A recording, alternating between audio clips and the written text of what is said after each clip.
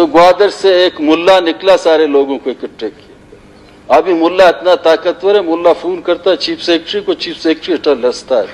वो कमिश्नर कहता है हमारी बात कोई नहीं मानता है। मुल्ला फोन करता है, जब चीफ सेक्रेटरी कहता है मुल्ला ने अभी फोन किया, जल्दी करें।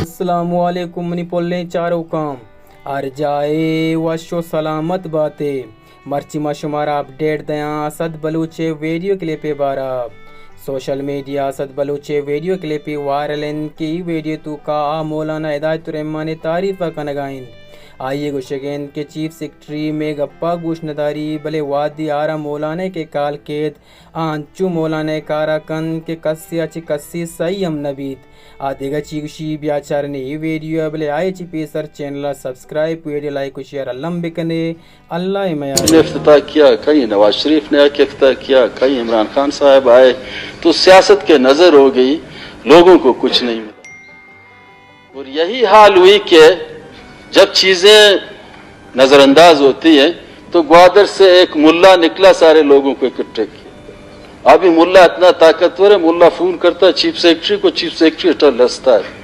वो कमिश्नर कहता है हमारी बात कोई नहीं मानता है। मुल्ला फोन करता है, जब चीफ सेक्रेटरी कहता है मुल्ला ने अभी फोन किया, जल्दी करें।